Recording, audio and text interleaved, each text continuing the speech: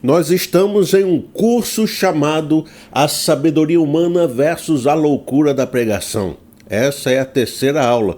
Se o irmão está querendo saber como faz para encontrar as primeiras aulas, ou se você já está chegando aqui depois de algum tempo, como é que faz para a gente encontrar todas as aulas? Porque eu ainda estou lançando agora, mas se você chegar daqui a um mês, tem tudo já lançado. Vai aqui no primeiro comentário, tem uma playlist com a série completa, também vai estar na descrição. E no final desse vídeo tem aqueles vídeos que ficam de sugeridos aqui, né?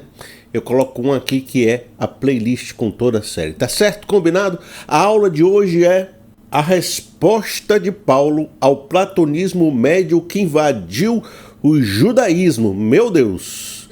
E como seu discurso inverte o ataque sofista. Esta aula é uma continuação direta do final da aula anterior, onde os super sofistas, os super apóstolos ou falsos apóstolos, como determinamos lá, eles usavam de um argumento que unia filosofia com as escrituras para se colocar em uma posição superior. Eu vou fazer essa revisão rapidinho com vocês, lembrando da argumentação de Filon, o filósofo judeu que vivia em Alexandria, contemporâneo de Paulo. Ele unia o platonismo médio com as escrituras de que forma? Dizendo que quem lê as escrituras de forma literal está nas sombras, como aqueles indivíduos dentro da caverna da alegoria de Platão. Pode ver alguma coisa boa para reger sua vida, pode tirar alguma lição pessoal, mas ainda é uma leitura superficial.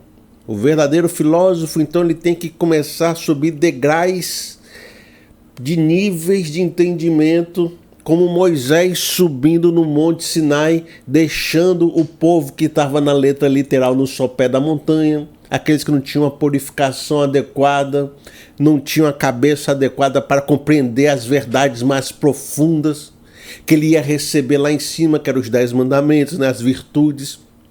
Então o filósofo deve se desapegar da letra literal e deve começar a alegorizar, entender significados mais profundos, fazer simbologias e associações, introduzir as filosofias. E, através dessas alegorias, ele vai abstraindo o sentido literal e chegando numa compreensão mais profunda. Para ele compreender mesmo, para ele atingir a glória de Deus, que nem Moisés em cima do monte atingiu e ficou com a face iluminada e recebeu as virtudes, ele vai ter que então entrar no processo até meio místico, de purificação e busca, até que naquele momento ele contemple a glória de Deus e atinja o nível dos iluminados. Aí então ele volta para os incautos, como aquele na alegoria da caverna, o cidadão que saiu da caverna viu lá o mundo real, viu a fogueira, viu as imagens e as formas perfeitas, e aí quando ele volta, ele vai contar para os cidadãos que estão amarrados, olhando para a parede com as sombras, o que ele viu lá fora.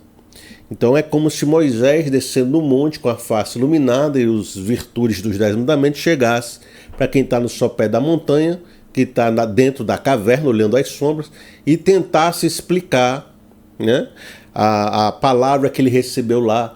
E aí o povo não ia conseguir ver muito a face de Moisés, tamanha é a glória, ele tem que colocar um véu para proteger os incautos de tanta manifestação e a glória de Deus que ele viu lá em cima, que são as imagens perfeitas, as virtudes perfeitas, né? Então, isso aí gerou um pouco de uma divisão. Os super sofistas pegaram essa argumentação e começaram a gerar, já que os sofistas se comparam um ao outro, como se eles se vangloriam de ter um conhecimento superior, tudo aquilo que a gente já falou nas outras aulas, não vale a pena a gente ficar repetindo. Mas eles pegaram esse conteúdo para também ficar dizendo que existe um conhecimento superior de pessoas que atingiram um nível superior, e existe aqueles que ainda estão na letra literal, que não conseguem observar aquilo que é mais profundo. E eles estão sobre um véu. E se você pagar para a gente, né, a gente revela para você essas alegorias e conhecimentos mais profundos, que aí começou a situação. Que Paulo, evidentemente por ser fraco, olha só, ele vive doente, vive sofrendo, ele sempre está puxando argumentações literais, Ele não alegoriza, pelo menos não muito. Ele não coloca sabedoria nas palavras. Então nunca vocês de Corinto vão conseguir atingir a sabedoria e a glória e a resplandecência de Moisés, porque o caminho é você pegar as escrituras e começar esse processo de busca, alegorização. Paulo não consegue fazer isso com vocês. Então vocês deviam... Paulo nem deve ter tido nenhuma experiência especial. Paulo ainda está com véu sobre a sua face. Ele é uma pessoa que não tem capacidade de ensinar vocês. Nós, os super sofistas, somos. Então eles ficaram fazendo essa comparação. Essa foi uma argumentação que eu desenvolvi na aula passada, muito interessante. Se você quiser ver mais completa, vai lá. E aí a gente terminou nessa situação, nessa acusação, de que eles tinham a glória da lei de Moisés. Eles eram hebreus e eles tinham a iluminação superior. Então eles interpretavam também o mistério de Cristo, do Espírito Santo, a partir dessa ótica. E dizendo que a glória da antiga aliança também estava muito forte. E ela era o caminho para a iluminação. E Paulo era fraco nesse sentido. Tá certo? Eu vou começar agora com algumas defesas de Paulo que vai nos trazer lições e revelações importantes. Vamos começar com as revelações que Paulo recebeu. Primeiro, claro, a visita ao terceiro céu que está em Corinto na sua carta severa, como você viu na aula passada. E o que eu quero que você entenda sobre isso, nós vamos aqui determinar, e eu vou te explicar, que sim, Paulo tinha revelações superiores. Se ele não está dizendo aquilo que os tais superapóstolos estavam afirmando, não era por falta de revelação, não era porque ele era mais incauto, não é porque ele estava sobre o véu, não é porque ele não alegorizava palavras, era porque ele entendeu que esta era a interpretação correta segundo aquilo que ele recebeu. É essa argumentação que eu vou fazer agora. Vamos começar com 2 Coríntios capítulo 12, no verso 2, 3 e 4. Conheço um homem em Cristo que há 14 anos foi arrebatado ao terceiro céu. Se foi no corpo ou fora do corpo, não sei, Deus o sabe. Eu sei que esse homem, se no corpo ou fora do corpo, não sei, mas Deus o sabe, foi arrebatado ao paraíso e ouviu coisas indizíveis, coisas que ao homem não é permitido falar. Paulo, em sua defesa na carta severa, ele está invocando as suas revelações. Quando ele fala isso, ele está falando dele mesmo. Então ele fez uma introdução antes, dizendo, não me convém gloriar, mas eu tenho que fazer. Mas, veja só, Moisés subiu no monte e viu coisas indizíveis. O que Paulo está afirmando? Que ele também foi a um terceiro céu, a um próprio monte dele, né? Um nível elevado acima das interpretações e realidades das sombras platônicas para atingir a glória do divino de Deus, também foi. É uma comparação muito lógica que ele está fazendo entre a argumentação de que Moisés subiu ao monte e ele também subiu ao monte. Cada um tem um seu monte para subir, né? Ele subiu ao terceiro céu. A Moisés viu coisas que a glória fazia com que os incautos ficassem perturbados, tivessem que colocar um véu. Paulo diz, eu vi coisas indizíveis que não é lícito aos homens contar. Então, olha, se for por isso, eu tenho revelações profundas também, que se eu for contar para vocês, vocês nem vão acreditar, nem tem uma autorização para contar. Não é edificante contar, são coisas que têm a ver com a minha vida e minha história. Então, também tenho o nível de véu que eu coloco nas minhas palavras. Aquilo que eu digo não é tudo que eu tenho, porque tem coisas que nem eu mesmo posso dizer, porque nem consegui compreender o que foi que eu vi. Às vezes a gente vê umas revelações bem grandes, né? Tipo aquelas de Apocalipse, né? Os 4 seres viventes, umas coisas assim. Quem sabe o que foi que Paulo viu? Mas ele está querendo, na verdade, se defender, dizer, vocês estão dizendo que eu não tenho profundidade de entendimento espiritosférico? Meu amigo, já tive a minha cota de revelações que eu não consigo nem falar para vocês, que vocês não vão compreender.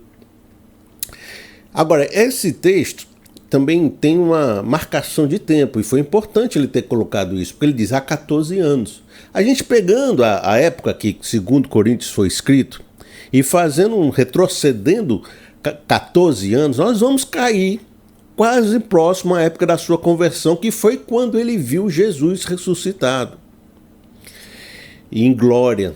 E Jesus chamou ele para o ministério. Mas se a gente for ter assim precisamente, não é bem no dia do chamado, seria no momento onde ele foi para a Arábia.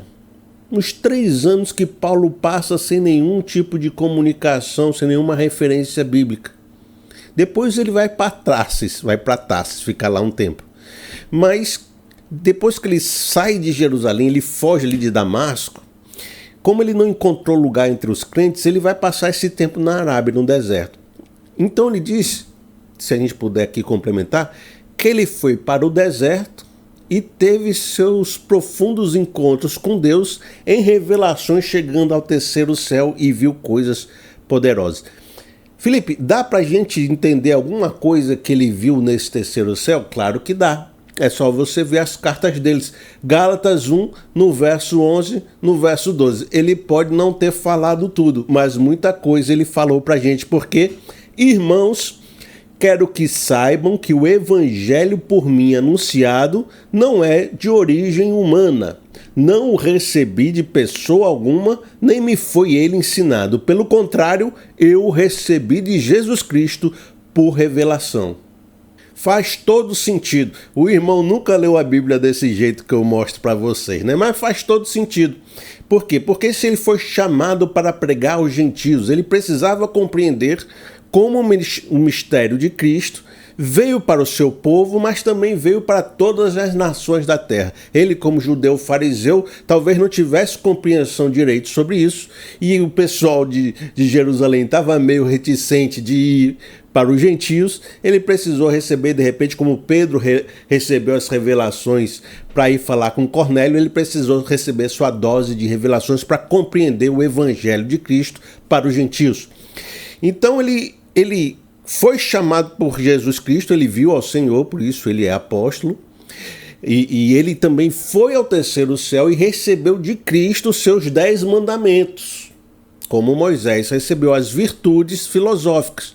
Se você entender essa argumentação em uma contraposição à conversa dos superapóstolos de elevação superior para receber as virtudes de Moisés no Sinai, todas essas argumentos que eu estou trazendo para você trazem que Moisés está argumentando que ele também recebeu o evangelho do próprio Senhor Jesus quando foi nessas 3º céu de revelação. E então eu não recebi de homem algum, eu recebi esse evangelho do próprio Cristo. Agora, então você poderia dizer, então Paulo está pregando algo? Será que não foi a viagem da cabeça dele? Será que ele não recebeu essas coisas e ficou assim criando historinhas, ideias, interpretações e argumentações que só ele compreendeu?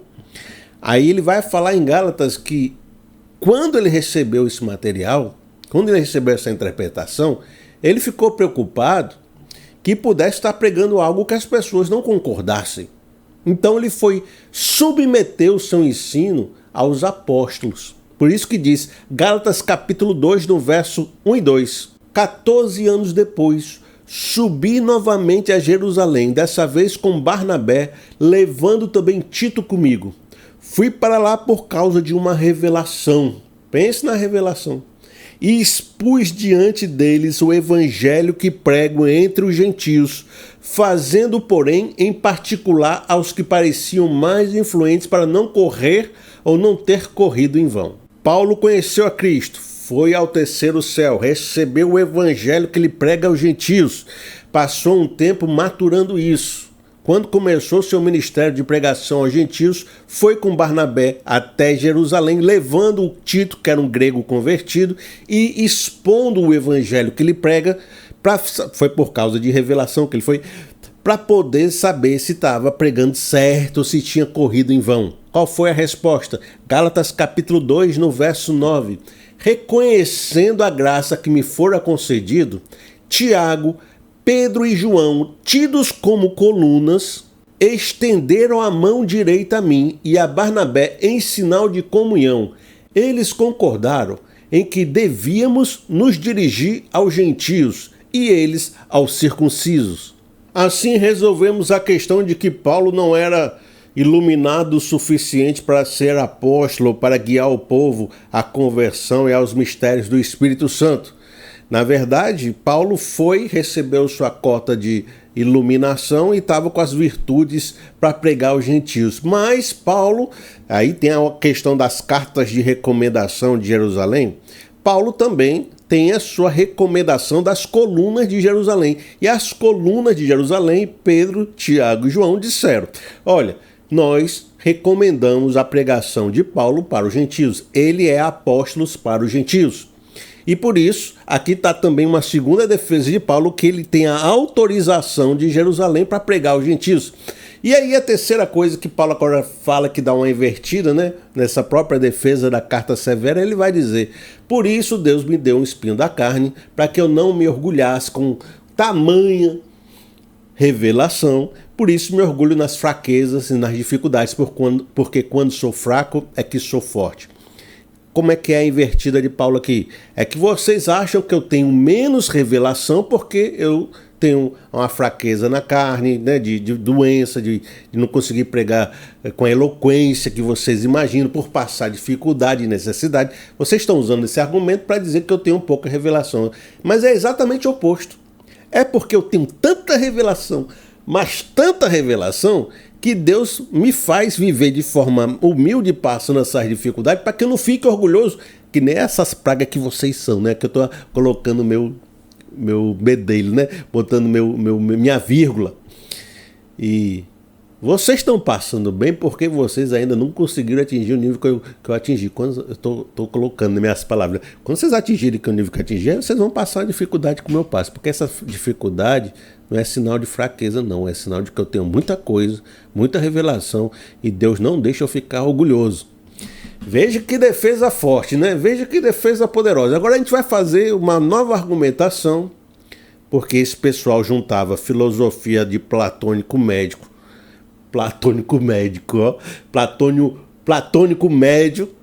com as escrituras, né? Então eles adicionavam às escrituras elementos, da qual a gente fez a argumentação na aula anterior, que Paulo dizia que eles estavam pregando outro Cristo, outro Espírito e outro Evangelho. Quando você mistura demais as coisas, você acaba transformando ela em outras coisas.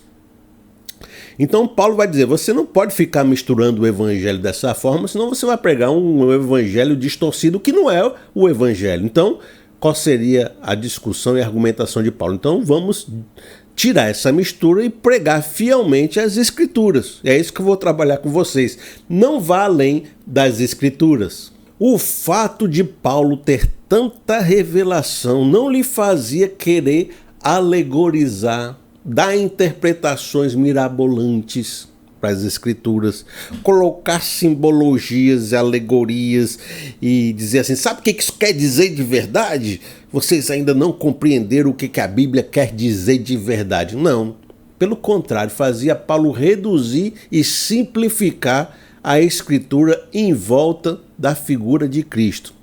E o que ele dizia é: o que eu recebi das intensas revelações é de que Cristo é a sabedoria de Deus. Cristo é o Deus encarnado. Cristo é a obra de Deus para a salvação da humanidade. Cristo crucificado é um mistério que estava oculto desde a fundação do mundo. Ele vai então dizer que a expressão oculta da lei, das Escrituras, não é uma coisa mística, espiritosférica, que você não consegue nem compreender. Na verdade, você vai compreender muito bem, sabe por quê? Porque ela veio até nós, se fez carne, habitou entre nós, nós vimos a sua glória como a glória do unigênito do Pai. Por isso que, se a gente fugir da Escritura como ela está escrita, você não vai perceber que a glória já se manifestou e que a glória está aqui entre nós, porque esta glória, que foi Jesus, era o que estava oculto na lei.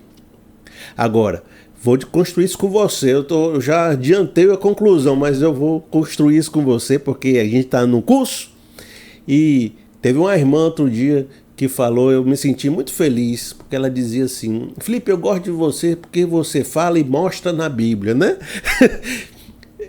Às vezes a gente pode parecer orgulhoso. Eu estou provando para você na Bíblia. Eu não estou querendo provar para você, eu estou querendo lhe ensinar, lhe mostrar. Porque muitas vezes a gente passou anos na igreja e não tinha um irmãozinho assim que mostrasse para a gente na Bíblia as afirmações. A gente até sabe as afirmações.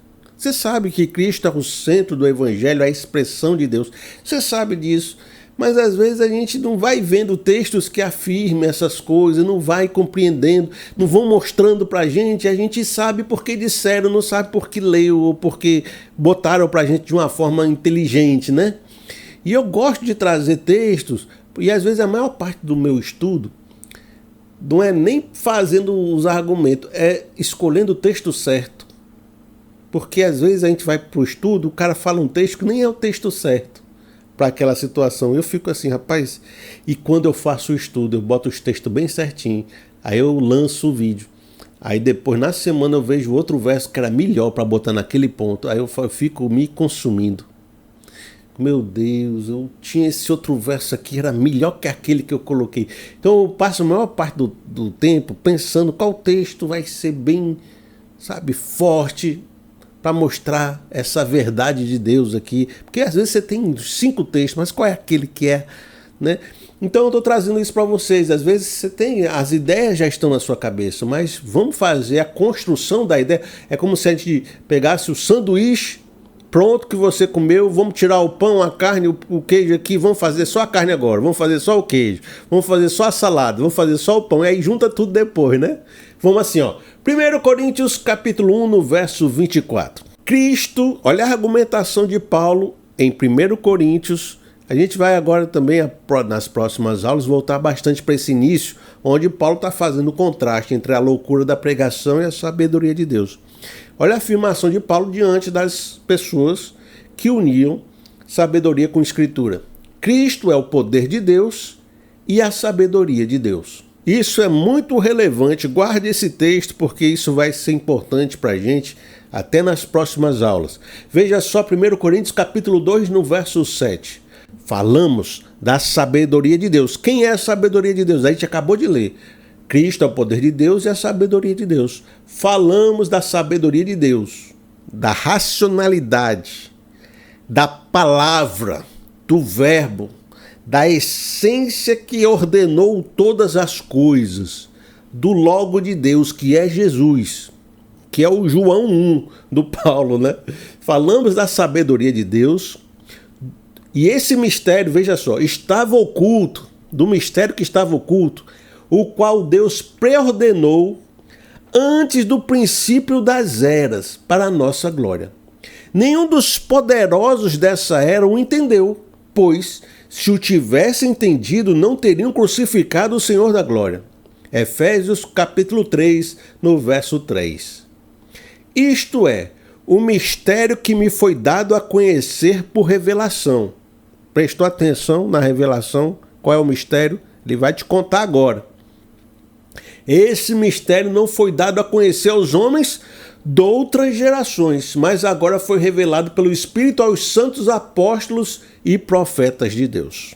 O Antigo Testamento tem um mistério pré-ordenado desde a fundação do mundo, e que coube a palavra de Deus, a vontade de Deus, revelar esse mistério na plenitude dos tempos, que foi a sabedoria de Deus e o poder de Deus se manifestando em carne e morrendo com morte de cruz pelos nossos pecados, ressuscitando ao terceiro dia e nos levando a um caminho de salvação.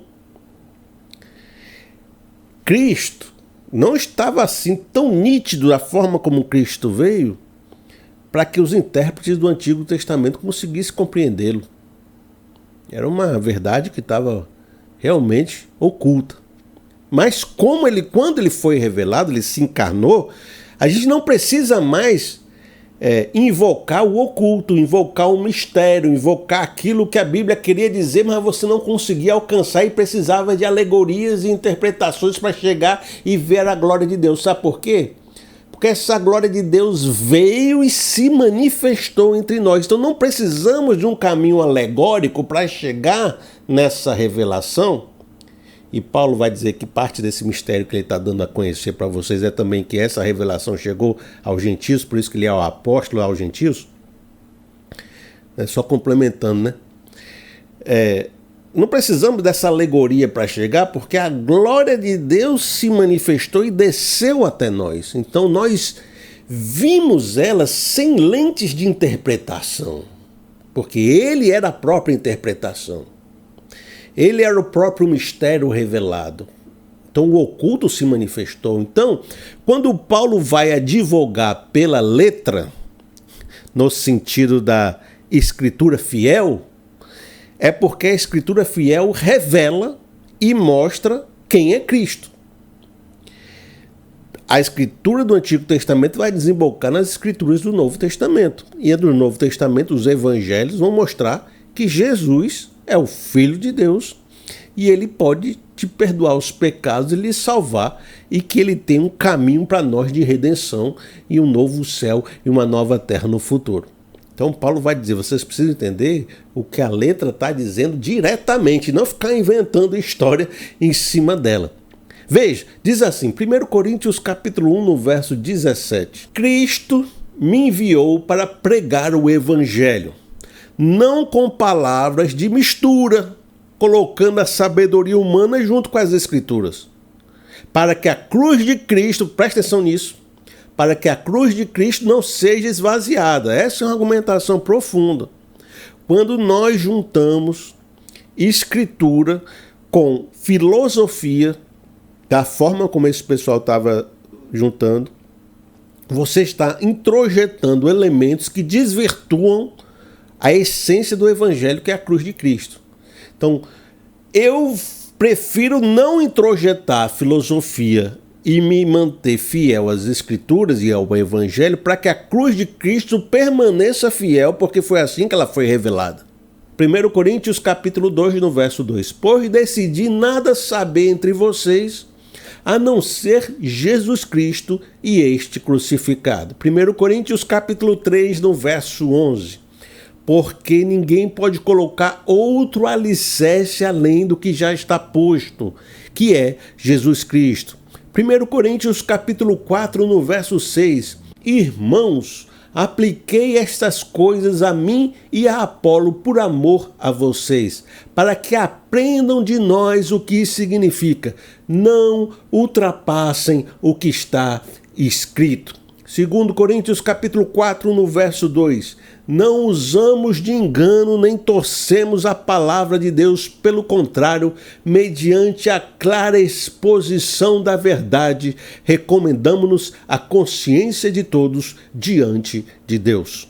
Eu poderia aqui continuar desenhando com vocês a capacidade de Paulo de interpretar as Escrituras, mostrando seu passado no judaísmo, seu treinamento com Gamaliel, o fato de ter cedido, muitos da sua juventude na escritura, dele ter sido fariseu, dele ter sido alguém nomeado pelo templo. Então, assim, ter galgado posições relevantes. Quer dizer, Paulo era uma pessoa que sabia interpretar as escrituras muito bem, e Gamaliel, que foi, já falei que não ia falar, já estou falando, Gamaliel, que foi o seu mestre, ele era neto do Hillel, que é uma das escolas interpretativas mais profundas do judaísmo, e foi a escola que prevaleceu depois da destruição do templo, que foi aí pelos judeus da diáspora. Então ele foi treinado com praticamente a família do fundador da escola de interpretação mais usada pelos judeus.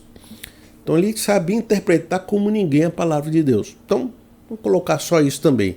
Não é só uma questão espiritosférica, ele também tinha um conhecimento judaico para interpretar da forma correta.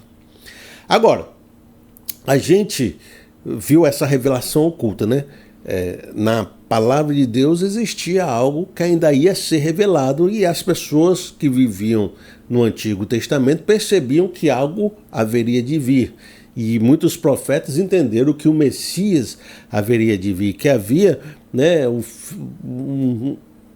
um descendente de Davi que ia restaurar a nação, o coração, e eles tentavam traduzir isso de uma forma, na forma como eles percebiam e viam, e de repente Jesus vem e a gente percebe que ele era a expressão daquilo que estava oculto no Antigo Testamento. Ele é a revelação de Deus, a essência de Deus, a sabedoria de Deus, o poder de Deus. Bom, aí o mistério está revelado, é Jesus. Porém, a Escritura tem outra revelação que a gente não percebe. E muitos desses falsos apóstolos, desses super sofistas, não compreendiam o que é que a letra estava revelando. E ela não estava, o que ela estava revelando não estava oculto nela, mas estava oculto em nós. Né? Ela pode estar ocultando a manifestação de Cristo da maneira como Cristo foi, porque só Cristo é a realidade das sombras, né? Usando o platonismo médio, a gente vai entrar nisso. Mas ela também está ocultando ou está revelando uma outra coisa, uma coisa em nós. E é isso que Paulo vai dizer também. A Escritura, se você entender o que ela está dizendo, sem precisar dessas alegorias, ela está revelando algo sobre o ser humano. E o que é? Que a lei era o ministério da morte. Vamos iniciar com os versos de 2 Coríntios capítulo 3, no verso de 6. Ele nos capacitou para sermos ministros de uma nova aliança, não da letra, mas do Espírito, pois a letra mata, mas o Espírito vivifica. O ministério que trouxe a morte, veja só o que ele está revelando do ministério da letra, da lei, das Escrituras do Antigo Testamento. Olha os adjetivos que ele está usando. Ministério da morte, a letra mata. O ministério que trouxe a morte foi gravado com letras em pedras. Mas esse ministério veio com tal glória que os israelitas não podiam fixar os olhos na face de Moisés por causa do resplendor do seu rosto, ainda que desvanecente. Não será o ministério do Espírito ainda muito mais glorioso? Se era glorioso o ministério que trouxe a condenação, quanto mais glorioso será o ministério que produz a justiça. Paulo vai determinar que esse ministério, essa leitura da lei, essa revelação da lei, que os próprios super sofistas estavam invocando, ela tem uma revelação oculta que às vezes está sobre o véu de quem está lendo ela. Uma é porque ela revela Cristo. E vocês ainda não estão compreendendo isso, por isso que eu estou aqui pregando Jesus Cristo, que eu vim a vocês, estão querendo pregar outra coisa a não ser Jesus Cristo crucificado. A outra que ela revela sobre vocês mesmos, porque ela é um ministério da condenação, ela é um ministério de morte. E vocês já ouviram isso, de novo, aquela história, né, que eu te contei para vocês agora há pouco, vocês já ouviram isso na igreja, que a lei, né, ela mostra a nossa condenação, ela revela o coração do homem, ela mostra que nós estamos condenados. Ela revela a condenação do homem. Ela revela que todos os homens estão no sopé da montanha, que não tem homem subindo pela sua própria justiça, pela sua própria purificação, sendo capaz de atingir a glória de Deus pelo seu próprio esforço. Por quê? Porque somos condenados e a lei revela essa condenação. Então, a condição natural do ser humano é estar sobre o véu, um véu sobre o seu coração, é estar no sopé da montanha, estar sem capacidade em si mesmo de se auto-salvar, de se auto-justificar, de chegar por si mesmo à glória de Deus. Nós já entendemos isso, eu já estou de novo fazendo um resuminho antes de construir com vocês, mas, como eu te falei, no espírito que eu gosto de ensinar, mostrando textos, mostrando para você de onde vêm as ideias. E às vezes eu posso errar, porque nem uma pessoa só não contém todas as capacidades interpretativas, mas eu me esforço muito para fazer muito pertinho do que é a ideia geral, certo? E eu quero trazer esses textos para você perceber a construção dessa argumentação. Por que que a lei revela quem somos? Diz assim, Romanos capítulo 3, no verso 9. Tanto judeus como gregos, todos estão debaixo do pecado. Como está escrito: não há um justo, nenhum sequer, pois todos pecaram e estão destituídos da glória de Deus. Este grupo dos supersofistas entendiam que o caminho da purificação mediante a lei das alegorias e simbologias lhe levariam ao estado da glória e contemplar a glória de Deus. Paulo está afirmando que vocês estão se perdendo da verdade das Escrituras. Ao alegorizá-las, vocês estão perdendo a essência do que foi revelado, que é o quê? Que ninguém consegue ser santo diante de Deus, e os profetas revelaram isso perfeitamente, porque Paulo está citando o profeta Miqueias, né? Não há um justo sequer. Todos pecaram e, veja só, destituídos da glória de Deus estão. O que é destituído da glória? Destituído do Sinai, destituído da comunhão, do relacionamento com Deus, de atingir esse Jesus pleno que você alcançaria, essa glória, esse logos,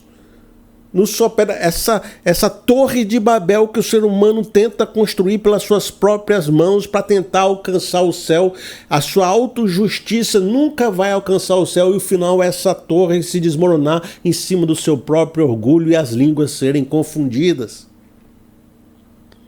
E a lei nos revela isso, sabe por quê? Porque a gente era ignorante dessa própria condição humana. E às vezes quando você lê a lei muito sobre a interpretação, e os próprios judeus fazem isso, hoje em dia você sabe que tem vários livros de interpretação em cima da lei. E muitos com alegorias e histórias, né?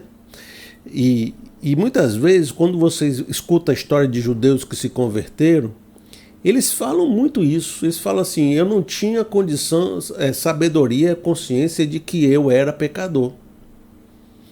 Aliás, todo mundo que se converte tem que ter essa percepção, né? Porque você está se salvando de quê? Da sua natureza pecadora, corrompida de si mesmo, da sua desconexão com Deus, de errar o alvo, né? Então, quando você compreende que a consciência da lei, quando se manifesta em nós, é de que nós não estamos dignos da presença de Deus. E é isso que diz Romanos capítulo 5, no verso 13. Pois antes de ser dada a lei, o pecado já estava no mundo. Mas o pecado não é levado em conta quando não existe lei. A lei foi introduzida para que a transgressão fosse ressaltada. A lei não te fez pecador. Você já era pecador e você sempre pecava. E na história do mundo, as pessoas pecaram desde sempre, desde Caim e Abel. Mas a lei te deu um parâmetro de instrução e de referência. E por mostrar o que era a vontade de Deus, você ganhou a consciência de que era pecador e cometia pecado, e por que você estava desconectado da glória de Deus. E ela mostra a sua condenação por causa disso. Então você ganhou a consciência de que você estava destinado à morte, e ganhou a consciência de que você era pecador, e ganhou a consciência do porquê você está desconectado da glória de Deus. Então a lei, ela traz a consciência do pecado e da morte e da condenação. Agora, a gente pode entender às vezes, né, por essa revelação, de não, mas a lei então ela mostrou o caminho de se tornar justo. Então o ser humano, ele está aqui pecadorzão, e quando ele percebeu a iluminação, a instrução da lei, é só ele fazer tudo que é certo, se purificar da forma certa, e ele vai alcançar essa religação com Deus e a glória de Deus. Então, o que vai acontecer? Que nem os super apóstolos diziam: você vai aqui purifica, você está no sopé da montanha dos pecadores. Você vai aqui se purificando, buscando. Aí você, quando ficar bem limpinho, você consegue entrar ali no Santo dos Santos, no lugar onde Deus está habitando, e contemplar a glória dele, porque aí você vai ter se limpado de todos os pecados. Então por isso que a lei é o caminho, né? A Bíblia novamente vai mostrar que não há um justo sequer, nenhum ser humano conseguiu essa condição da justiça própria, porque Romanos capítulo 8, no verso 3, diz assim: porque aquilo que a lei fora incapaz de fazer por estar enfraquecida pela carne, Romanos capítulo 7, no verso 5. Pois, quando éramos controlados pela carne, as paixões pecaminosas despertadas pela lei atuavam em nosso corpo, de forma que dávamos frutos para a morte.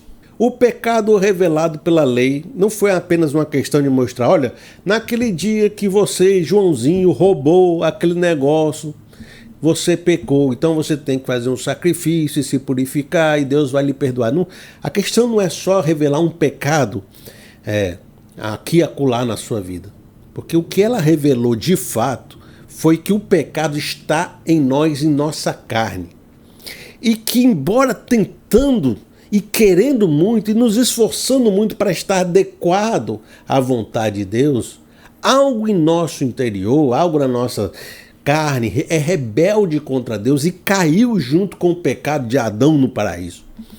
Então, essencialmente, há uma rebeldia interna do ser humano que lhe impede de viver a santidade em essência. E a lei nos revela que, por causa disso, porque estamos sempre em confronto com a própria vontade de Deus, a lei, em vez de ser um caminho de restauração, ela se tornou uma revelação de condenação. Porque quando eu percebo que eu não consigo, eu me torno condenado naquilo que eu buscava, a santidade.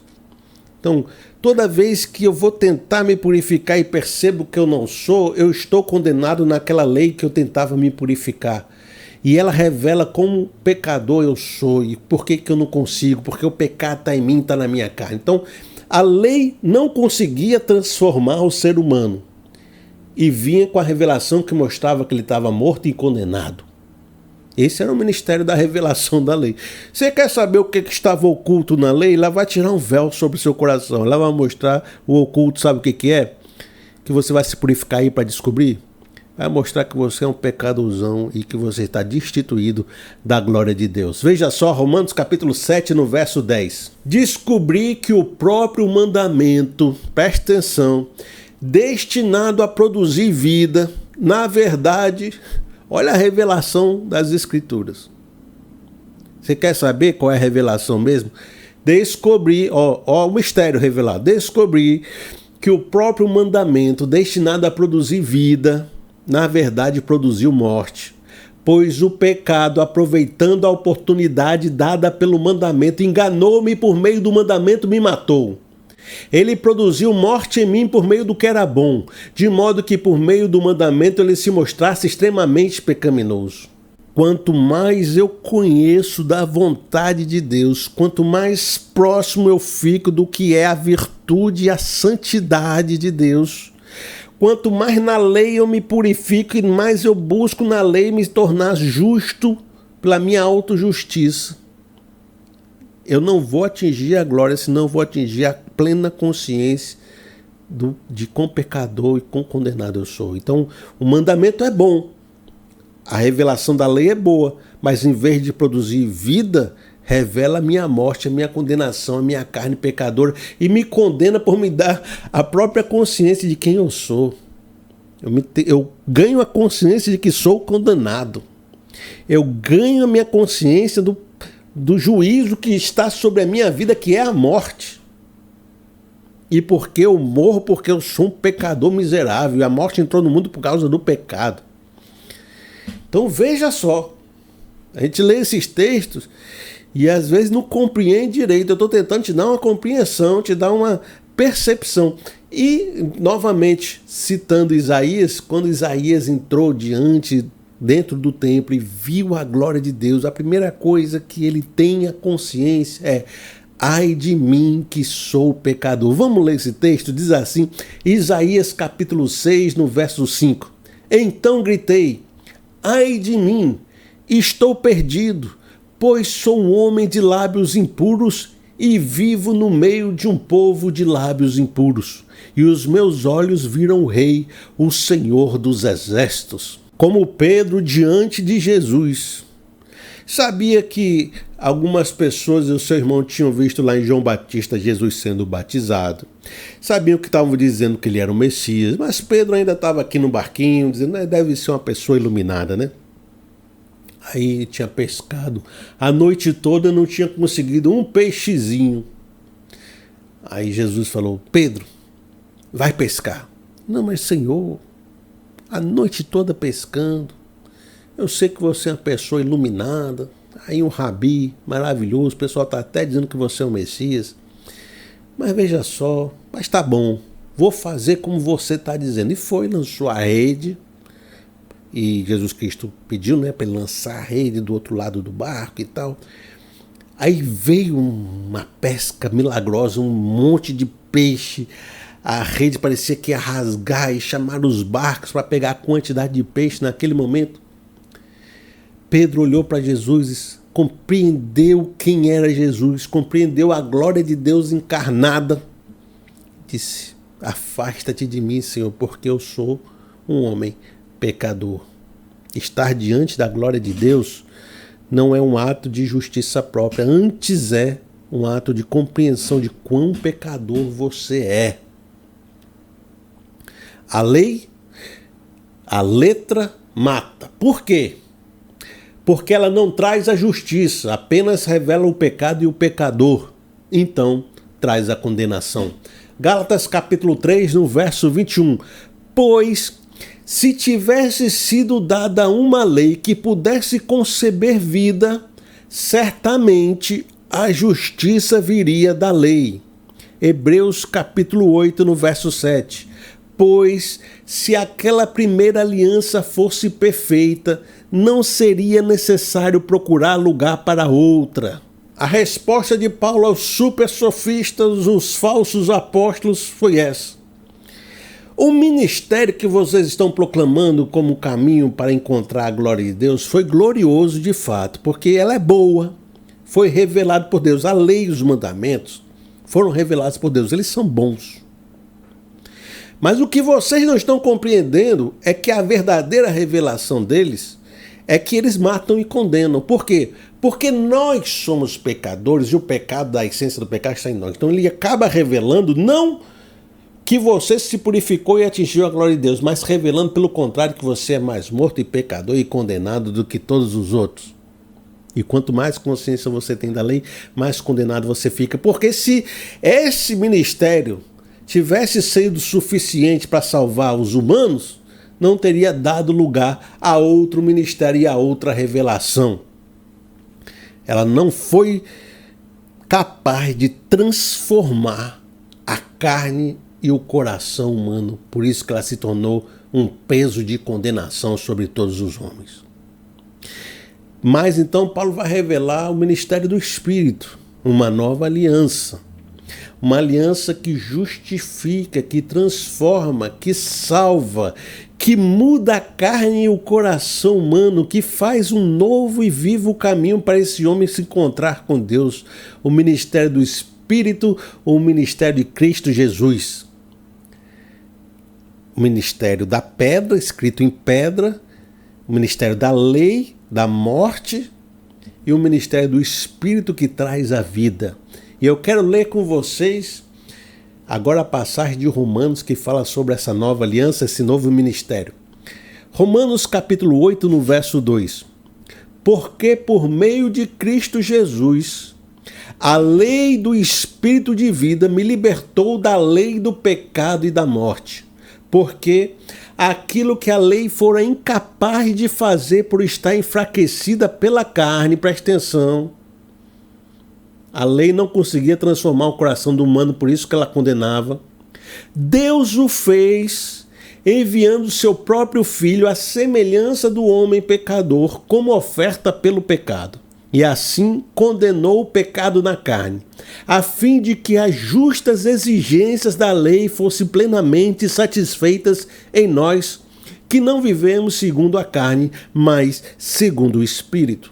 Como já falei nas outras aulas, Cristo se fez maldição por nós na sua crucificação. Por isso que Paulo fala: eu vim entre vocês a pregar Jesus Cristo crucificado.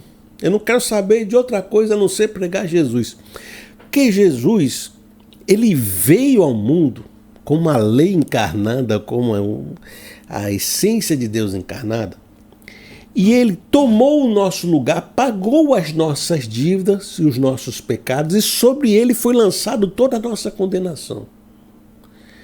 E ele pagou pelo seu sangue. Ele foi o sacrifício por minha vida. Quando ele ressuscitou, ele pagou e a gente agora está nele, nessa lei do Espírito, nessa aliança.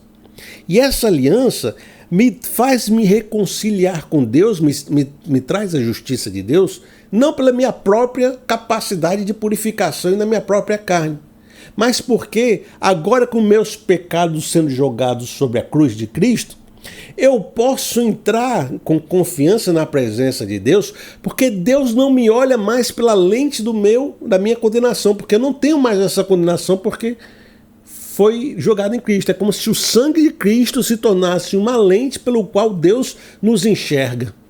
Porque agora nós estamos limpos e purificados não por nossa própria justiça, mas pela graça de Deus que enviou seu Filho Jesus para nos purificar de todo pecado. E veja, aqui se inverte toda uma lógica. Não é mais o ser humano se purificando para atingir o estado da glória de Deus, mas é senão a glória de Deus que desceu ao nível do ser humano, se manifestou no meio de nós e vimos a sua glória como a glória do unigênito do Pai. Vamos ler isso, João capítulo 1, no verso 14. Aquele que é a palavra tornou-se carne e viveu entre nós. Vimos a sua glória, glória como do unigênito vindo do Pai, cheio de graça e de verdade. Então o Sinai desceu. A glória que Moisés viu no Sinai se manifestou em terra, no sopé da montanha. Agora a glória foi estar junto com o povão no sopé da montanha. E nós vimos a glória de Deus no sopé da montanha. Todo mundo viu, não é a coisa para iluminados que chegam lá em cima, não. Até porque você não chegaria sem Deus te levando, sem Deus te purificando. Se Moisés atingiu o estado de perceber a glória, não foi pelos méritos do próprio Moisés, foi porque Deus o escolheu e purificou para estar naquela posição. Porque toda a purificação vem de Deus, do Espírito Santo de Deus, da misericórdia de Deus. Então ele desce e o seu ato de justiça eleva todo mundo ao crescimento, todo mundo que aceita esse sacrifício, esse caminho, ele leva esses seres humanos que estão no Espírito e não na carne a estarem diante de Deus, reconciliado com Deus na glória de Deus. É como se ele levasse todo mundo para o Sinai, porque o Sinai desce, todo mundo sobe em cima do elevador do Sinai e o Sinai sobe, né? E não é você subindo a montanha, mas é Deus te purificando para que você suba ao Sinai. Entendeu? Eu quero te mostrar um outro texto falando de subir no monte e ver a glória de Deus, que é a glória manifesta na transfiguração. Eu puxar esse texto, diante dessas explicações, ele vai ganhar todo um significado, não vai não? Você agora está até na sua cabeça dizendo, porque estava em cima do monte, a transfiguração, Quem apareceu lá em cima do monte? Moisés. Ele estava contemplando e conversando com quem? Com Jesus. Quem é a glória de Deus? Jesus. E como é que ele apareceu no monte Jesus? Com o corpo glorificado, iluminado e resplandecente. Meu Deus!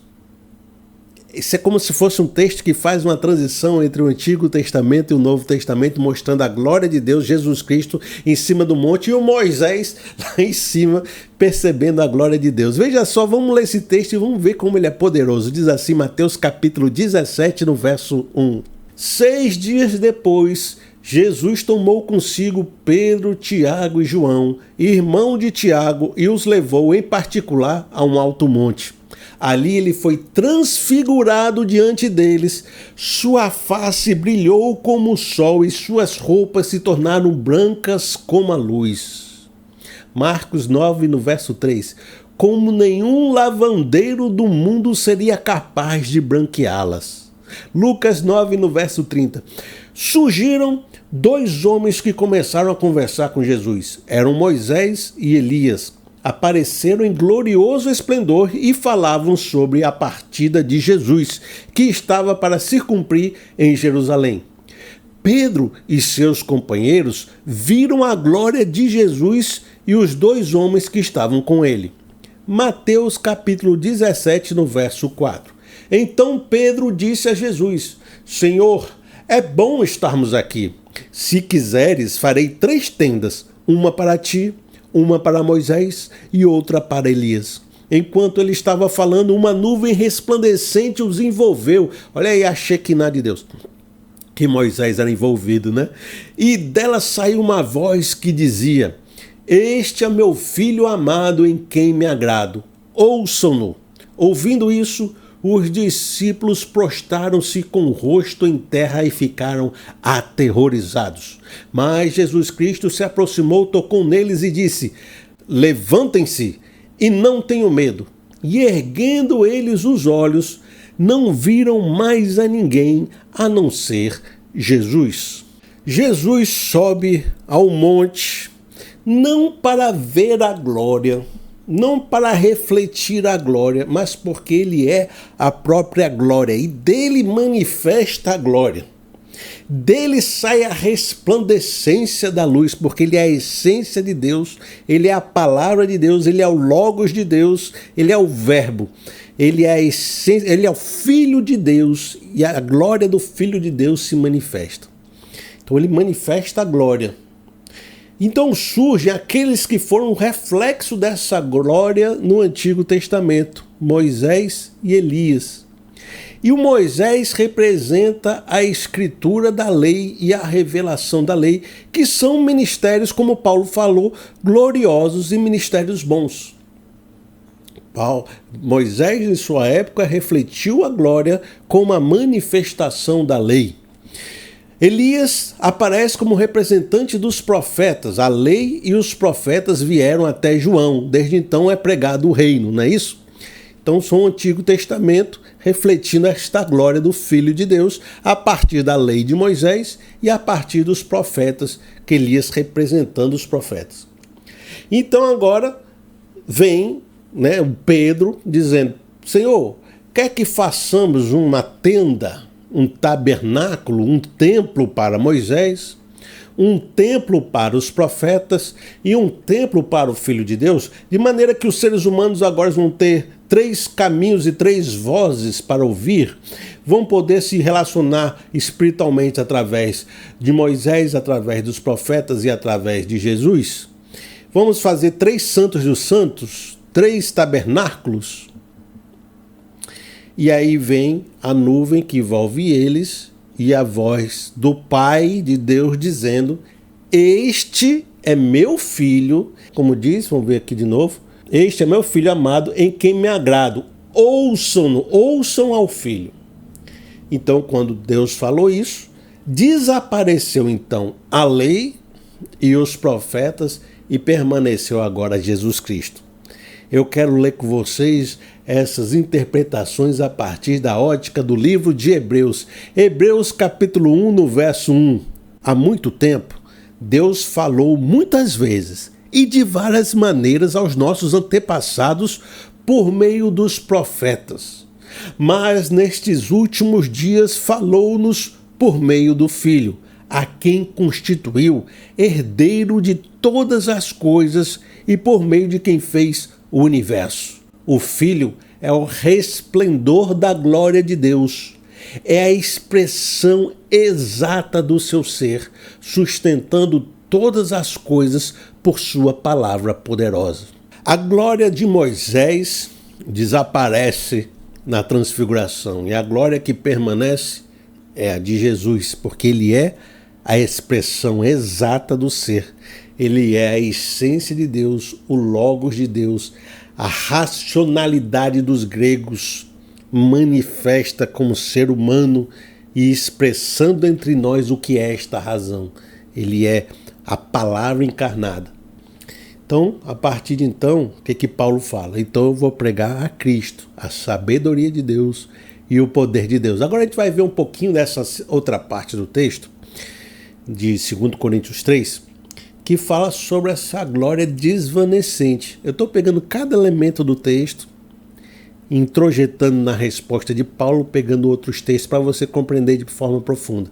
A gente falou da letra como ministério da condenação, falamos de Jesus Cristo como a essência do Evangelho, dessa glória que está manifesta na nova aliança, porque ela justifica, né? Falamos várias coisas, eu estou pegando cada elemento desse, indo de um pouquinho em pouquinho, trazendo para vocês substâncias de entendimento. Agora eu quero falar, estou repetindo, né? Sobre a glória da antiga aliança, que não diz que o véu, na verdade, escondia que aquele reflexo da glória que estava no rosto de Moisés estava desvanecendo, desaparecendo. Eu quero trabalhar essa ideia da antiga aliança se desvanecendo, da glória da antiga aliança. 2 Coríntios capítulo 3, no verso 10. Pois o que outrora foi glorioso, agora não tem glória, em comparação com a glória insuperável. E se o que estava se desvanecendo se manifestou com glória, quanto mais será a glória do que permanece. Paulo em nenhum momento retira o fato de que aquele ministério foi glorioso. Mas diante da exata expressão de Deus, da glória insuperável daquele que permanece, que é Jesus, ela se encontra se desvanecendo, porque ela veio para revelar, para nos levar até Jesus. Uma vez que Jesus se manifesta, ela perde um pouco o seu propósito, não é isso? Porque agora estamos em Cristo. Então Cristo também permanece, por quê? Porque ele faz aquilo que a lei não conseguiu fazer. A justificação, a redenção, a santificação, a transformação do coração do homem. Vamos continuar, 2 Coríntios capítulo 3, no verso 12. Portanto, visto que temos tal esperança, mostramos muita confiança. Não somos como Moisés, que colocava um véu sobre a face para que os israelitas não contemplassem o resplendor que se desvanecia. Na verdade, as mentes deles se fecharam, pois até hoje o mesmo véu permanece quando é lida a antiga aliança. Não foi retirado, porque é somente em Cristo que ele é removido. De fato, até o dia de hoje, quando Moisés é lido, um véu cobre os seus corações. Mas quando alguém se converte ao Senhor, o véu é retirado. E todos nós, que com a face descoberta contemplamos a glória do Senhor, segundo a sua imagem, estamos sendo transformados com glória cada vez maior, a qual vem do Senhor, que é o Espírito. Eu acredito que os irmãos já conseguem compreender a maioria das imagens descritas nesse texto, porque a gente aqui já fez várias explicações. Mas eu quero que você perceba como Paulo está invertendo o discurso dos super sofistas aqui. Está trazendo o eixo do platonismo médio para outro lugar. Meu Deus, né? Eu vou explicar para vocês fazendo uma revisãozinha, para você perceber como ele usou o próprio platonismo contra o platonismo das escrituras que eles estavam usando. Meu irmão, não estou entendendo, me explique, né? Eu vou explicar. Veja só, a gente falou que através dos ensinos de Filon, os falsos apóstolos poderiam estar fazendo a seguinte argumentação. Os pessoal que não tem a interpretação alegórica evoluída que atingiu os mistérios das Escrituras, estão no sopé da montanha, lendo a Bíblia de forma literal, e esses seriam os coríntios, né? Estavam lá vendendo seu peixe.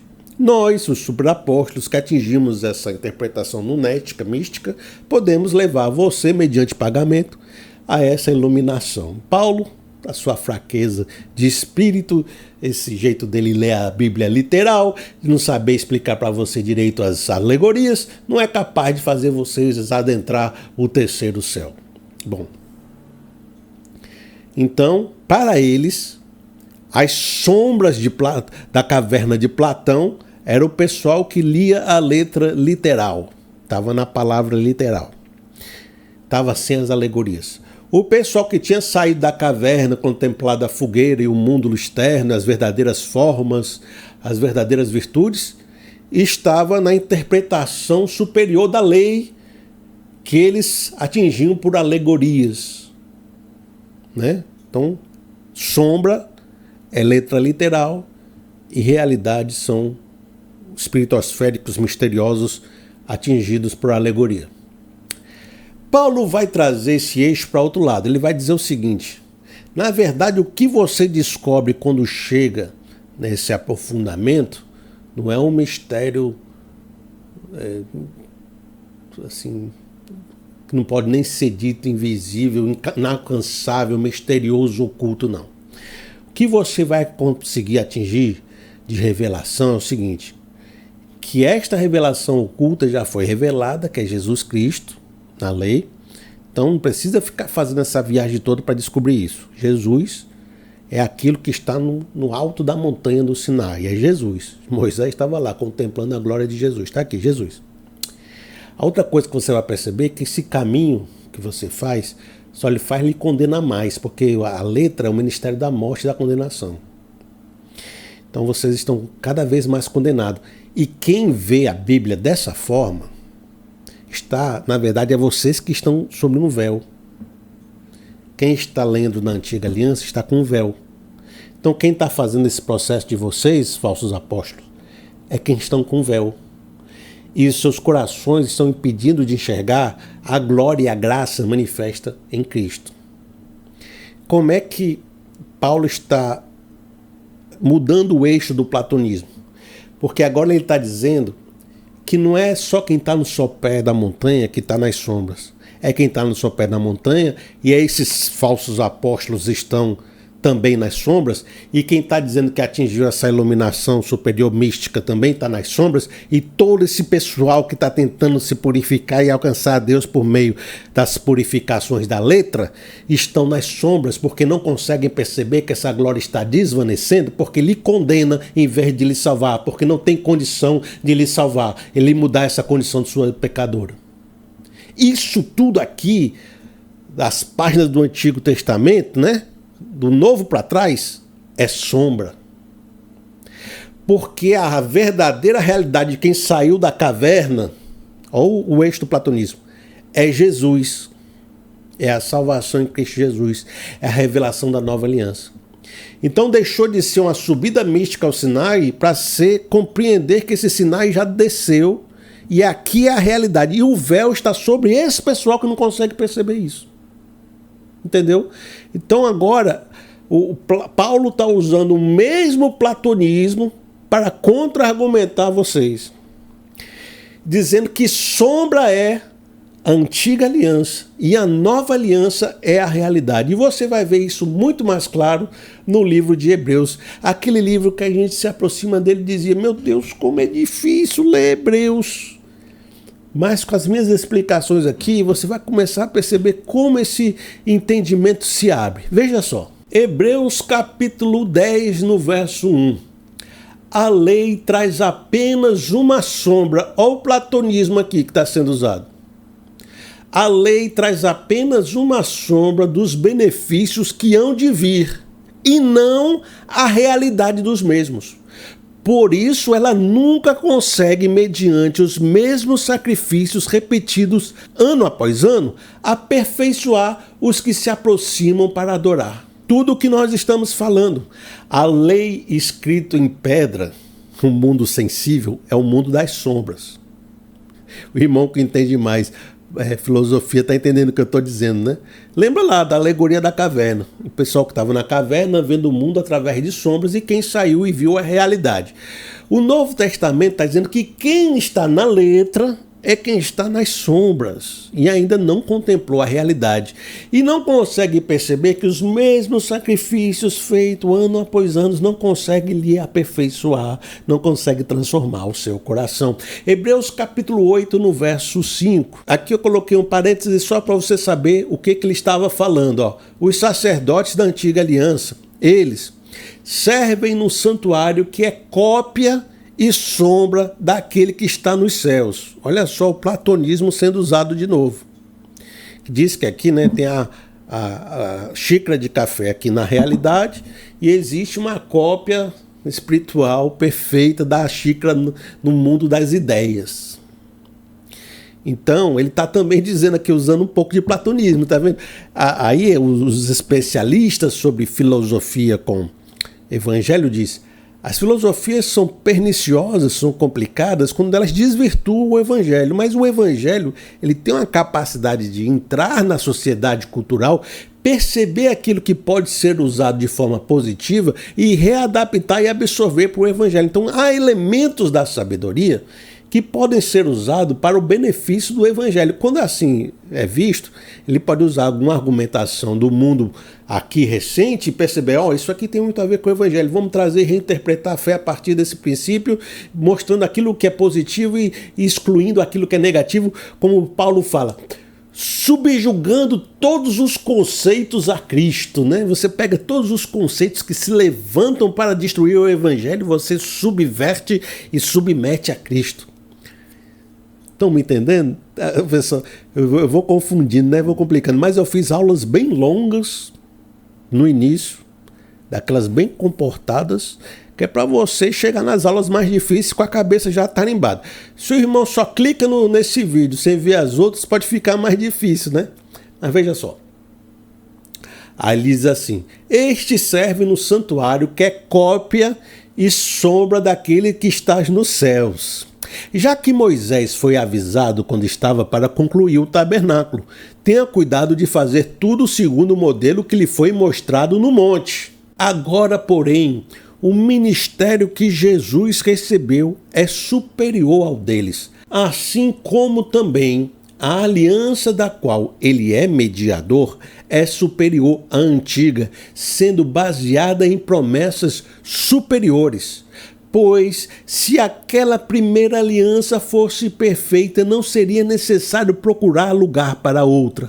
Deus, porém, achou o povo em falta e disse: estão chegando dias, declara o Senhor, quando terei uma nova aliança com a comunidade de Israel e com a comunidade de Judá. E não será como a aliança que fiz com seus antepassados quando os tomei pela mão para tirá-los do Egito. Visto que eles não permaneceram fiéis à minha aliança, eu me afastei deles, diz o Senhor.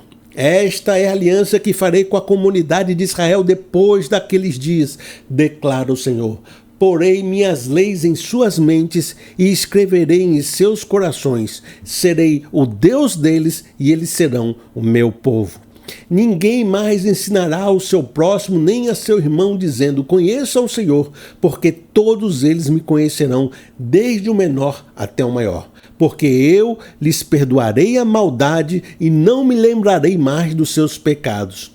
Chamando nova esta aliança aqui, presta atenção, ele vai arrematar para a questão do desvanecente que a gente está trabalhando, certo? Chamando nova esta aliança, ele tornou antiquada a primeira, e o que se torna antiquado é envelhecido e está a ponto de desaparecer. Percebeu então o argumento sombra e realidade? Ele afirma, realmente, o Antigo Testamento tem muitas imagens que são sombra de uma realidade superior que estava nos céus. E ele fala muito dessas promessas que estavam expressas no Antigo Testamento se realizaram na realidade que é Jesus Cristo. E por que a realidade veio e se manifestou? Porque essa antiga aliança não teve condição de promover a transformação do coração humano e Deus prometeu uma nova aliança que seria transformando o coração, colocando a lei no íntimo do coração. Essa aliança, realizada em Jesus Cristo, se tornou a nova aliança. E quando chegou a nova aliança, se tornou em desuso a antiga aliança. Por isso ela está em desaparecimento. E por isso que fala que o que o véu de Moisés esconde é que essa glória está desvanecendo. Então é aí que você percebe o platonismo sendo usado com outro eixo. A glória desvanecente da antiga aliança e a manifestação da realidade da nova aliança. Agora você percebe a leitura de Hebreus como está se abrindo na sua mente. Um livro muito difícil. Eu colocaria livro de Hebreus, Romanos e Apocalipse nos níveis mais difíceis de compreensão do Novo Testamento. E agora você está começando a ler e dizendo assim: rapaz, não é que eu estou entendendo? Não é que eu estou compreendendo algumas nuances que eu não compreendia antes? Não é que está se abrindo um pouco mais esses entendimentos? Veja, de fato aqui a gente percebe uma coisa interessante. Os falsos apóstolos, os supersofistas, se subiam, se posavam, se colocavam como intérpretes das ilustrações do Antigo Testamento, dizendo que tudo era uma parábola, tudo era uma alegoria para você compreender a verdade profunda. E, de fato, a gente está compreendendo pela leitura de Hebreus que muitas coisas que você observa no Antigo Testamento realmente podem ser colocadas como imagens, ilustrações de uma realidade superior. Então, quem lê o Antigo Testamento pode realmente pensar assim, não, aqui há algumas simbologias, há alguns indicativos que estão querendo me levar para algum lugar. Realmente. Mas se tinha uma revelação oculta a ser manifesta por essas sombras, o que o Novo Testamento está dizendo é que essa ilustração, essa manifestação oculta, ou essa alegoria, como você queira dizer, foi resolvida na manifestação de Cristo. Cristo é a interpretação de todas essas figuras. Olha só, Hebreus capítulo 9, no verso 9. Isto é uma ilustração para os nossos dias, indicando que as ofertas e os sacrifícios oferecidos não podiam dar ao adorador uma consciência perfeitamente limpa. Eram apenas prescrições que tratavam de comida e bebida, de várias cerimônias de purificação com água. Essas ordenanças exteriores foram impostas até o tempo da nova ordem, quando Cristo veio como sumo sacerdote dos benefícios agora presentes. Ele adentrou o maior e mais perfeito tabernáculo, não feito pelo homem, isto é, não pertencente a esta criação. Não por meio do sangue de bois e novilhos, mas pelo seu próprio sangue ele entrou no Santo dos Santos uma vez por todas e obteve eterna redenção. Preste atenção, muitas prescrições, muitas formas de fazer sacrifício, descrições de como isso deveria ser feito, as purificações, muito daquilo que era uma imagem do Antigo Testamento de como purificar o seu pecado, é na verdade uma sombra daquilo que se manifestou em Jesus Cristo, o seu sacrifício, o seu sangue que pode nos purificar e nos dar a eterna redenção, a sua entrada no Santo dos Santos Celestiais, completando a sua missão. Então, assim, muito do que o tabernáculo do Antigo Testamento era uma cópia de um tabernáculo superior. Então, tudo aquilo que você percebe, e percebe que parece algo difícil de ler, prescrições e tudo, estavam te dando uma compreensão prévia do que ia acontecer na realidade concreta, que era o sacrifício de Cristo na redenção final de todos os pecados. Tá certo? Então você observa que há realmente, às vezes, uma ilustração, há realmente uma simbologia, algo que o Antigo Testamento está apontando. E isto se resolve, isso se culmina, isso é aperfeiçoado quando Cristo se manifesta, a sua obra e o seu sacrifício. Agora eu quero conversar com você ainda um ponto que a gente ainda está precisando, botar mais compreensão e mais substância. É a questão do véu. A gente viu, pelo texto de 2 Coríntios 3, que o véu estava sobre Moisés. Os superapóstolos diziam que Moisés contemplou a glória, seu rosto estava iluminado com a glória de Deus, e aquele véu protegia os incautos, porque não conseguiam observar tamanha glória. Paulo ressignificou esse entendimento, dizendo que, na verdade, não era para proteger os incautos. Esse véu está, na verdade, impedindo que eles percebam que esta aliança, essa letra, por não ter competência ou não ter capacidade de transformar o coração humano, estava desvanecendo diante de uma glória superior manifesta, que é Jesus. Então, Paulo ressignificou dessa forma. Mas, mais à frente, no próximo capítulo, só para a gente pontuar isso, porque parece muito uma briga entre crente versus judeus da época, né? Mas mais à frente, Paulo vai dizer que esse véu está encobrindo não só aqueles que estão na antiga aliança. Esse véu está sendo colocado diante de todo mundo que não crê em Cristo Jesus, sendo judeu e sendo grego. Veja só, 2 Coríntios capítulo 4, no verso 3.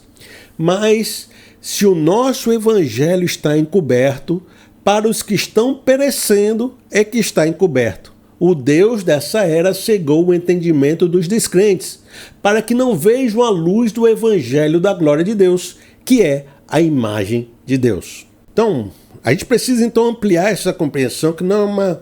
Embora ali estava sendo uma disputa com os superapóstolos mais específica, o conceito é muito mais amplo. Porque Paulo está pregando para o mundo grego, o mundo gentil como um todo. E neste mundo ele está dizendo, não é só judeu, não, é todo mundo que não crê em Cristo está sobre um véu, que não está percebendo que a glória de Deus, a imagem de Deus é Jesus Cristo. O próprio grego, com a sua sabedoria, que fica tentando admirar o Logos de Deus, não percebe que esse Logos é Jesus, está também com um véu sobre a sua face, sobre a sua mente, não está conseguindo compreender que Jesus Cristo é aquilo que ele está buscando. Porque existe um inimigo maligno, uma cultura maligna, uma incapacidade que está agindo nesse mundo, um poder maligno agindo nesse mundo, que impede que as pessoas observem e percebam que Jesus Cristo é o Senhor. Então esse véu é muito mais profundo do que uma briga entre Paulo e os superapóstolos. Mas se a gente puder ainda aprofundar um pouco mais, a questão do véu de Moisés não é só uma questão, é uma questão menor. É como se fosse um subproduto de outro discurso. Porque véu na Bíblia tem uma referência muito maior e muito mais profunda. Porque lá no Antigo Testamento existia um véu no templo que separava o Santo dos Santos, que era o local que tinha a Arca da Aliança, que era o local que era considerado a presença de Deus dentro do templo, do restante dos sacerdotes, das pessoas e do povão, né? Tinha até um átrio lá fora para o povão. Então, a ideia era que o véu separava a santidade de Deus das pessoas que não tinham a santidade para contemplar essa glória de Deus. O véu, então, a simbologia máxima do véu no Antigo Testamento se chama separação. É impedimento. Aqui é o lugar do santo, aqui é o lugar dos não santos. Então todo mundo está desse lado, e aqui é o lugar do santíssimo. Uma vez por ano, o sumo sacerdote, para fazer o sacrifício pelo pecado de toda a nação, se purificava, amarrava uma corda, né? Porque se ele morresse lá dentro, a pessoa puxava ele lá de dentro com a corda, né? Ele se purificava, entrava no Santo dos Santos por meio desse véu, fazia o sacrifício por todo o povo e saía. É isso que vai dizer ali, né? Que Jesus entrou no tabernáculo superior e pelo seu sacrifício, né, fez um sacrifício permanente pela nossa redenção, né? Vamos ler de novo aqui, só para a gente relembrar? Quando Cristo veio como sumo sacerdote dos benefícios agora presentes, ele adentrou o maior e mais perfeito tabernáculo não feito pelo homem, isto é, não pertencente a essa criação, não por meio de sangues e bodes e novilhos, mas por seu próprio sangue. Ele adentrou no Santo dos Santos uma vez por todas e obteve a eterna redenção. Veja. O sumo sacerdote entrava no Santo dos Santos, por meio desse véu, dessa separação, fazia o sacrifício por todo o povo. Hebreus falou, Jesus entrou no tabernáculo real, não a cópia terrena. Ele fez o sacrifício final, que foi seu próprio sangue, não de bois e de novilhos, e trouxe a redenção para todo o povo pela sua própria carne, né?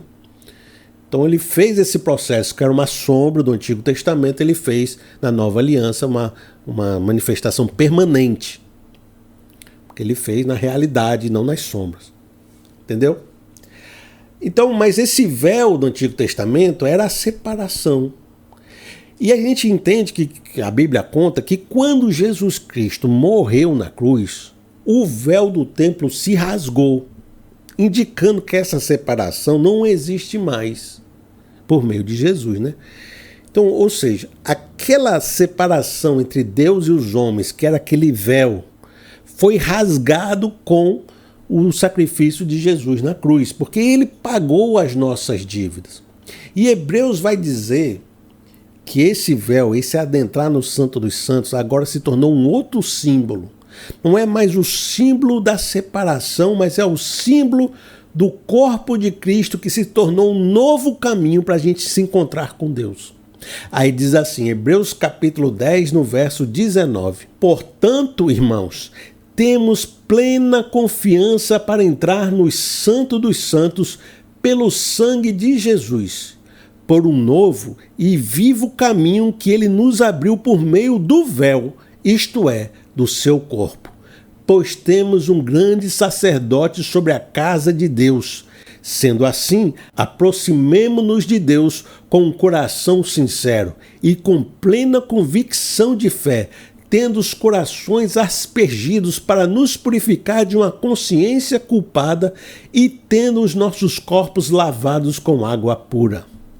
Então Hebreus diz que o véu se tornou o corpo de Cristo. E uma forma bem simples de você entender é como é que eu adentro o Santo dos Santos. Através do corpo de Jesus, do seu sacrifício, morte e ressurreição. Através de Jesus, nós adentramos o Santo dos Santos por meio do seu sangue que nos purifica do pecado. Uma coisa interessante daí é dizer o seguinte, que nós podemos entrar com ousadia, como filhos, né? O filho, quando vai ver o pai e a mãe, ele entra com ousadia, ele abraça, ele está junto, porque ele não se sente condenado, não se sente estrangeiro, não se sente desconectado, não se sente em pecado. Então, por que a gente pode entrar com ousadia? Porque a gente percebeu que fomos limpos, que fomos sarados, que Deus agora é o nosso Pai e que ali é a nossa casa. Então a gente não se encontra mais desconectados de Deus, nós fomos reconciliados. Entendeu? Veja só, eu quero trabalhar com vocês agora assim, aquele termo que Paulo usou. E todos nós, com a face descoberta, contemplamos a glória de Deus. Esse é o último verso que a gente vai trabalhar, diz assim em 2 Coríntios capítulo 3, no verso 18. E todos nós, que com a face descoberta contemplamos a glória do Senhor, segundo a sua imagem estamos sendo transformados com glória cada vez maior, a qual vem do Senhor, que é o Espírito. Eu quero, para finalizar, trazer dois conceitos importantes. Primeiro, que Paulo fala todos nós. E a gente percebe, então, que ali, naqueles ensinos dos super sofistas, era uma questão para poucos iluminados que alcançassem a glória de Deus. E Paulo fala de um evangelho que alcança a todos, que é acessível a todos, que está disponível a todos, porque ele é inclusivo. Todos nós, é para todo mundo, e todo mundo tem acesso, não é questão para poucos que alcançam um conhecimento secreto. Também esse todos nos dá humildade, porque, como Paulo sempre fala, Paulo plantou, Apolo regou, sempre é uma colaboração, sempre é a igreja de Deus uns aos outros, cada um com um dom, um tem um dom de sabedoria, outro tem um dom de mestre, outro tem... E cada um vai com a sua possibilidade contribuindo para esse corpo e essa compreensão do mistério de Deus, até que cheguemos à unidade do pleno conhecimento de Cristo. O todos invoca, então, que esse conhecimento da glória de Deus não pertence a uma única pessoa. Pertence a um colegiado, que é a Igreja de Cristo, onde todos vão contribuindo para uma compreensão melhor do mistério de Deus na vida de cada um. Agora ele também diz assim, Paulo entende que a caminhada do Espírito também invoca uma santificação. Eu quero só ler de novo como diz assim. Segundo a sua imagem, estamos sendo transformados com glória cada vez maior. Interessante que o irmão já conhece esse conceito da santificação, da transformação que o Espírito Santo vai fazendo na nossa vida, dia após dia, para nos tornar semelhante à imagem de Cristo. Perfeito mesmo, só com o nosso corpo glorificado, só quando a nossa transformação estiver completa naquele dia da redenção final. Mas assim que nós nos convertemos, com o rosto descoberto e contemplamos a glória de Deus, o Espírito trabalha em nós para que a gente fique semelhante à imagem de Cristo. Por que isso é relevante? Porque existe um processo de nos tornarmos semelhante a Cristo. E Lá no Superapóstolos, eles tinham um processo para alcançar a glória. Você tem que se purificar, você tem que ver os significados simbólicos para atingir uma iluminação. Então parece que quando Paulo fala de que o Sinai desceu, de que pronto, está todo mundo já perdoado e pode ficar como está, e está todo mundo pronto, ninguém peca mais e tudo. Aquelas ideias que a gente sempre viu na igreja, mas não é isso. A ideia é que nós não estamos nos purificando para alcançar, mas porque fomos alcançados, entendeu? É totalmente diferente da ideia de tentar alcançar e se purificar para tentar chegar com a sua justiça própria. Não temos justiça própria, nós éramos pecadores. Mas Deus veio até nós com a sua graça, nos limpou o pecado, injetou o Espírito Santo em nós e agora temos a possibilidade e o poder agindo em nós para vencer a nossa carne e nos tornarmos dia após dia nesse processo de santificação, não para alcançar a glória, mas porque fomos alcançados por ela. Então Paulo não retira o processo de santificação e purificação, ele só subverte a ideia dizendo que é Deus em nós que promove a santificação. Não para que a gente fique ansioso tentando alcançar, mas porque Ele que está produzindo em nós a cada dia mais essa glória. Tá certo? Combinado? Gostou, meu amigo? Foi importante? Alcançou o entendimento? Consegui me fazer entender? Escreve aí, meu amigo. Eu entendi, Felipe. Eu consegui compreender. Eu cheguei até o final. Eu fui um dos poucos que passei por esses vídeos longos e cheguei até o final. E isso merece você dizer, Felipe, cheguei até o fim, porque são poucos. 25% chega até o final. Você faz parte da elite dos vídeos do Felipe. É todos nós com as faces descobertas, né? Todos nós temos acesso a essa glória de Deus. Meu amigo, fique comigo, tem mais 3 vídeos. Acho que eu vou fazer uns videozinhos menores aí pra frente. Que Deus lhe abençoe. E se o irmão quiser fazer uma oferta para mim, para me ajudar, para mim continuar aqui na batalha, que muitas vezes tem sido muito difícil. Às vezes, para completar um mês, tem faltado ali um recurso, mas aí vem os irmãos abençoados por Deus aí, diz assim, eu vou abençoar o Felipe ali, vou dar uma ajuda para ele, aí chega para mim, rapaz, é uma bênção tão grande. Por isso, se o irmão quiser, sentir no coração que quer me apoiar, faz através do Pix. Meu Pix é pr. Tem esse ponto, presta atenção, porque tem gente que pode não colocar o ponto e isso vai ir para outra pessoa.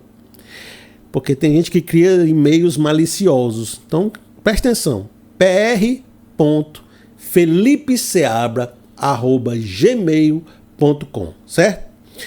Como é que você vai garantir que está vindo para mim? Você vai ver que a conta é no Nubank e vai estar meu nome, Felipe Rodrigues Seabra. Se tiver meu nome, Felipe Rodrigues Seabra, e tiver Nubank, você escreveu pr.felipeseabra@gmail.com, tá vindo para mim, tá certo?